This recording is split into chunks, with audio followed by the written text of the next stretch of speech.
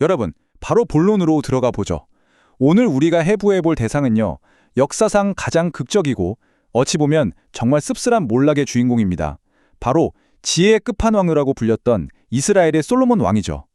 우리는 이 사건을 계획주의 청교도라는 아주 흥미로운 렌즈를 통해서 객관적으로 들여다볼 겁니다. 단순히 한 개인의 실패담이 아니라 인간의 본성과 권력 그리고 영적인 붕괴가 대체 어떻게 톱니바퀴처럼 맞물려 돌아가는지 낱낱이 파헤쳐 보겠습니다.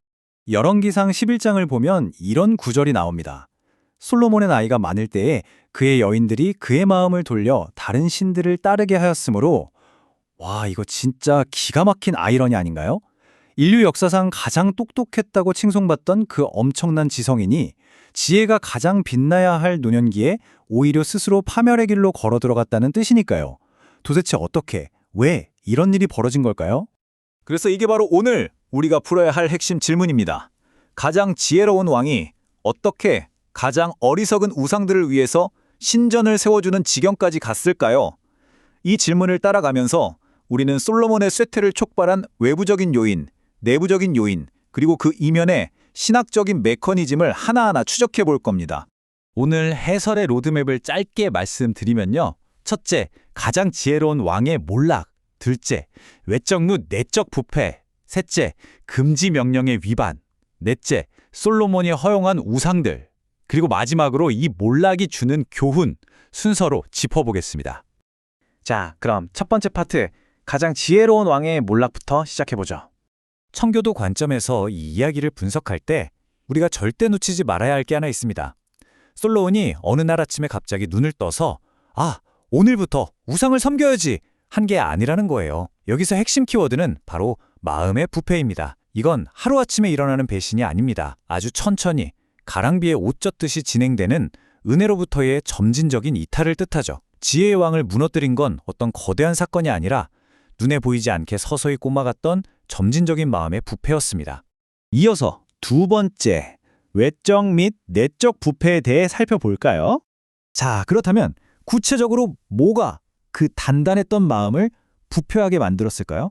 솔직히 처음에는 이게 꽤 합리적이고 똑똑한 정치 외교처럼 보였습니다. 국가 안보를 튼튼하게 하려고 애굽, 모압, 암몬, 에돔 같은 이웃나라 공주들과 수많은 정략 결혼을 한 거죠. 처음엔 이방 아내들의 문화를 그냥 정치적인 관용 정도로 묵인했을 겁니다. 그런데요, 그녀들이 올 때 짐 싸들고 온 우상들이 하나둘 예루살렘 한가운데로 들어오기 시작하더니 급기야 솔로몬이 직접 그 우상들을 위해 산당까지 지어주게 됩니다. 세속과 구별되어야 한다는 이른바 거룩한 분리가 완전히 실패하고 문화적 혼합주의에 확 잡아먹혀버린 거죠. 이 대비를 한번 보시겠어요? 젊은 시절의 솔로몬은 어땠나요? 하나님을 향해 그야말로 전심을 다했죠. 일천번제를 드리면서 겸손하게 지혜를 구했던 뜨거운 열정이 있었습니다. 하지만 시간이 흐르고 나라의 평화가 찾아오고 돈이 넘쳐나기 시작하자 상황이 완전히 달라집니다. 그는 영적인 나태함과 안일함의 늪에 빠지고 말아요. 스스로를 돌아보는 성찰이 사라진 그 빈자리에 수백 명이나 되는 처첩들의 유혹이 비집고 들어왔고 결국 그토록 단단했던 하나된 마음이 여러 갈래로 갈갈이 찢겨진 나뉜 마음이 되어버린 겁니다. 세 번째 파트, 금지 명령의 위반으로 넘어가 보겠습니다.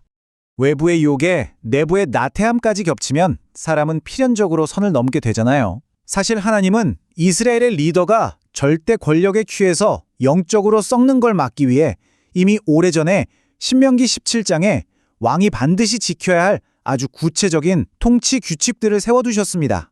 솔로몬이 이 신학적인 매뉴얼을 어떻게 체계적으로 무너뜨렸는지 하나씩 체크해 볼게요. 첫째, 병마를 많이 두지 말라.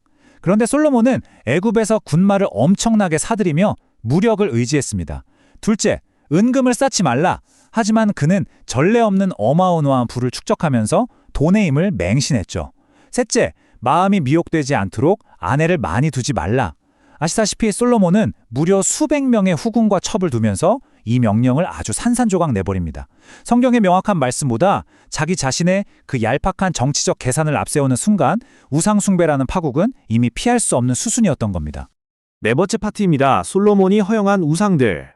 솔로몬이 포용이랍시고 허용했던 그 작은 타협들이 실제로 어떤 끔찍한 결과를 불러왔는지 아시나요? 이 우상들의 면면을 들여다보면 타락의 실체가 얼마나 비이성적이고 잔혹한지 알 수 있습니다. 시돈의 여신 아스타롯은 풍요를 구실로 아주 음란한 제사의식을 치르게 했고요. 암몬의 밀곰, 그러니까 몰록은 살아있는 자기 아이를 불에 태워서 바치는 그 끔찍한 인신제사를 요구했습니다. 모압의 그모스는 무자비한 전쟁과 파괴의 신이었고요. 생각해보세요. 그토록 고상하고 탁월한 지성을 뽐내던 솔로몬이 이런 야만적이고 끔찍한 우상들을 위해 예루살렘 앞산에 버젓이 신전을 지어줬다는 겁니다. 영적인 타락이 인간의 이성을 얼마나 어둡게 만드는지 진짜 소름 돋지 않으신가요? 자, 이제 마지막 5번째, 몰락이 주는 교훈입니다. 우리는 수천 년 전 이 늙은 왕의 비극을 그냥 재미있는 옛날 이야기로 넘길 순 없겠죠. 청교도 신학자들이 이 뼈아픈 역사적 사건에서 뽑아낸 핵심 교훈 3가지를 정리해 보겠습니다. 첫째, 경건이 지혜보다 먼저라는 겁니다.